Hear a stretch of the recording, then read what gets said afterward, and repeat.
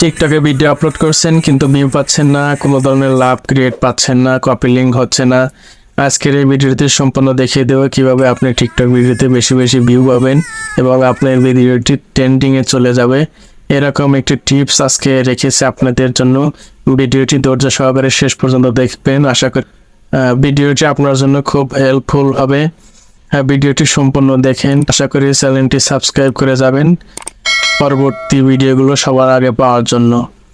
আজকের এই ভিডিওটিতে যে বিষয়টি থাকছে, টিকটক ভিডিওটি আপলোড থেকে শুরু করে একদম হ্যাশট্যাগ কিভাবে চেক করবেন, কোন হ্যাশট্যাগে কী ধরনের কাজ করে, কতটুকু ভিউজ হচ্ছে, কী ধরনের পোস্ট করলে আপনার পোস্টের লোকেশনগুলো আপনি জানতে পারবেন যে আজকের এই ভিডিওর মাধ্যমে।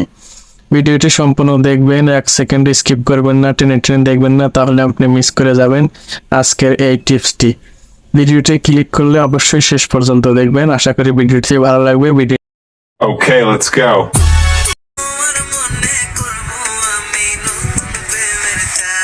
সঠিকভাবে হ্যাশট্যাগ ব্যবহার করে এবং ভিডিও আপলোড করে আপনি টিকটক ভিডিও ভাইরাল করতে পারবেন। এটি আমি দেখিয়ে দিচ্ছি খুব সহজ আকারে। চলুন দেখে আসি। Let's go.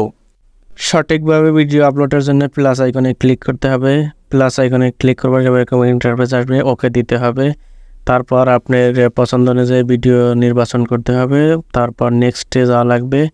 নেক্সটে গেলে এরকম একটি ইন্টারফেস আসবে। তারপর আবারও নেক্সটে যাব। নেক্সটে যাওয়ার পরে একটি পোস্টের জন্য টাইটেল লিখতে হবে। ভিডিওর ধরন অনুযায়ী আপনি আপনার ভিডিওতে টাইটেল দিবেন। আমি দিলাম YouTube video download easy system, মানে কীভাবে করতে হয়। তারপর হ্যাশট্যাগ দেওয়া লাগবে। আপনি আপনার ইচ্ছা মতো ভিডিওর ধরন অনুযায়ী হ্যাশট্যাগ দিবেন। হ্যাশট্যাগুলো যেন ভালো হয়। ভিডিও হ্যাশট্যাগের কারণেই ভাইরাল হয়। টিকটক ভিডিওতে হ্যাশট্যাগের গুরুত্ব অপরিসীম। হ্যাশট্যাগ দেওয়া শেষ হইলে তারপর আপনি আপনার ভিডিওর ধরন অনুযায়ী 15 জনকে ট্যাগ করতে পারবেন। 15 জনের বেশি আপনি ট্যাগ করতে পারবেন না। একটা করে সবগুলো সিলেক্ট করতে হবে। 15টা হওয়ার পর অটোমেটিক আপনার ট্যাগ অপশন বন্ধ হয়ে যাবে। ডান দিতে হবে। হ্যাঁ, ডান করে দিলাম। ডান করে দেওয়ার পরে লোকেশন দিতে হবে। লোকেশন দেওয়ার জন্য লোকেশনে ক্লিক করার পর আপনি আপনার ইচ্ছা মতো লোকেশন দিতে পারবেন। এটা আপনার উপর নির্ভর করবে আপনি কোথায় লোকেশনটা দিবেন।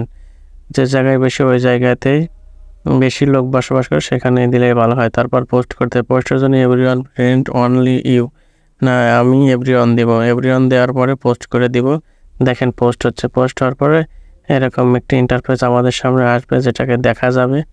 দেখলে এই যে দেখেন আমার ভিডিওটি পোস্ট হয়েছে। ভিডিওটি ভালোভাবে পোস্ট করলে ভিডিও ভাইরাল হবে ইনশাল্লাহ।